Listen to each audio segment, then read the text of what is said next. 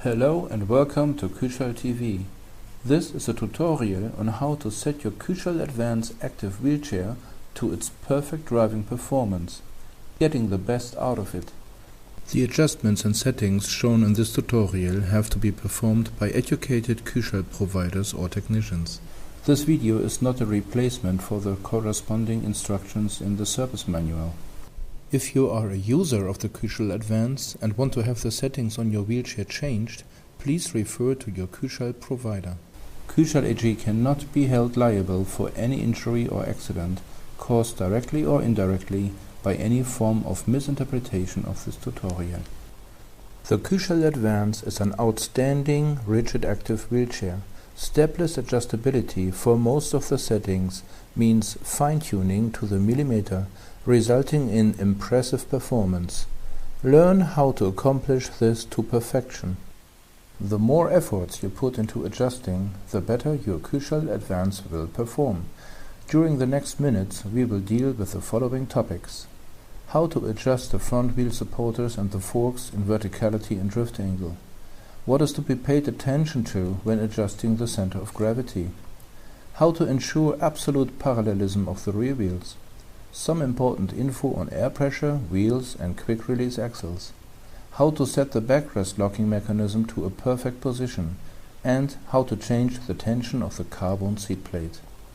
Let's start with the adjustment of the front wheel supporters and the forks. Of course, the verticality of the caster angle has to be guaranteed in all cases, for example when the seat angle is changed. Therefore, the two screws at the steering head can be used for stepless adjustment. Turn the fork into driving direction. Check the verticality by applying a spirit level at the short vertical front side of the fork. All measurements with the spirit level require the wheelchair to be put on a horizontal surface. Check with your spirit level first. The supporters of the schall Advance are not only height adjustable but can turn around the axis of the frame tube. This is a unique feature to enable you to adjust the drift angle of the casters, a guarantee for brilliant directional stability. This drift angle can be corrected at any time if required. The aim is to have the forks and the front wheels in a 90-degree angle to the floor, not drifting to either one or the other side. You find the right position of the supporters by turning the whole wheelchair on its back first, so the front frame is horizontal. The supporters have a flat outside surface between the screw heads. This flat surface should be parallel to the side of the frame, respectively the side of the carbon seat module. In this position of the wheelchair, you can take a spirit level and apply it at the flat outside of the supporters. This indicates the parallelism to the side of the frame. By turning the supporter around the frame axis, you can set it according to the spirit level. Now the supporter is set right. Do a last check at the caster wheels. They have to stand in a 90-degree position to the floor. Maybe some additional fine-tuning is necessary. There's one more very important setting about the forks, namely the ease of turning. If the forks are turning very easily, that is good for maneuvering on the spot, but at the same time, too easy turning can result in flattering of the forks at higher speed. Here you can see how to test it.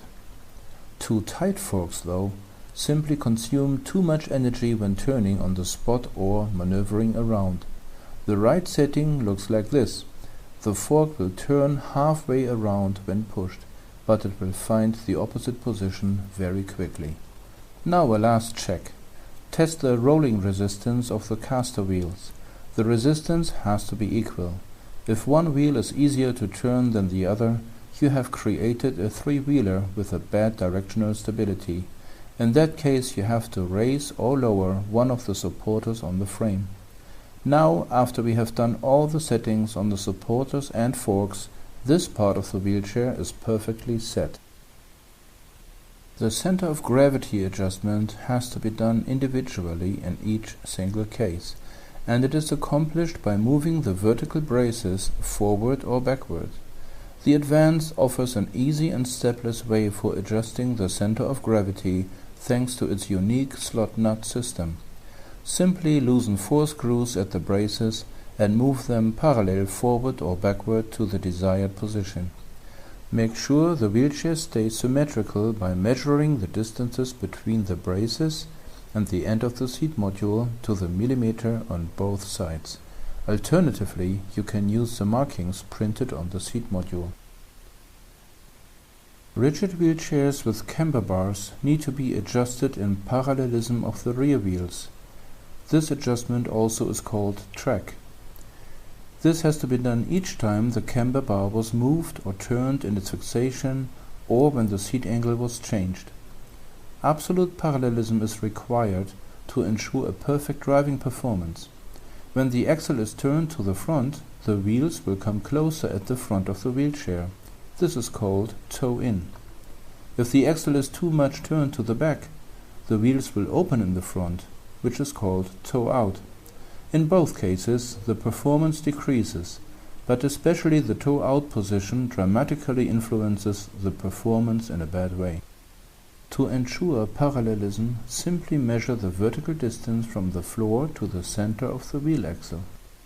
You need this measure as a fix for measuring at the rear and at the front of the wheels.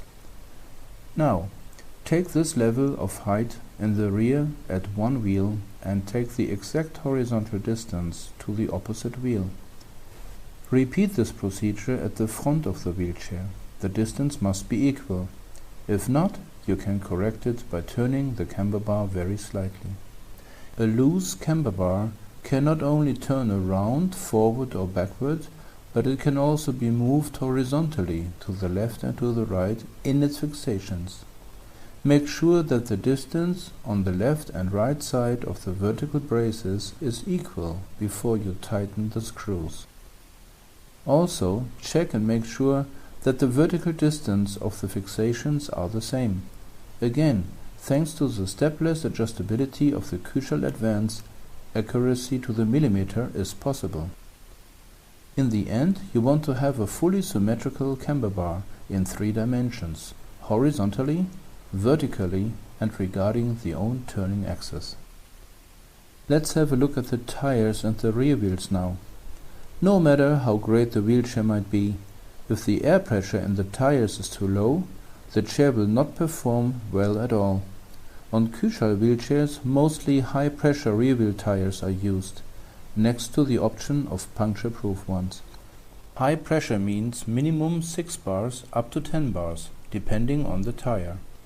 Valves are so-called schall valves in most cases. Those are the same like on your car tire. You find the required minimum and the possible maximum pressure on each side wall of a tire. In general, a maximum pressure will provide the least rolling resistance and therefore better performance, but less comfort on uneven ground. Less pressure means more resistance and less performance, but some more comfort. For the advance, it is highly recommended to go for maximum pressure, because the rear part of the carbon seat module can compensate some of the shocks created by uneven ground. So comfort is guaranteed, even with high pressure. The quick release axles connect the rear wheels with the wheelchair. For accomplishing a minimum play when mounted, they are adjustable in length. Normally, there is no need for adjustment, as the length will remain once it is set correctly.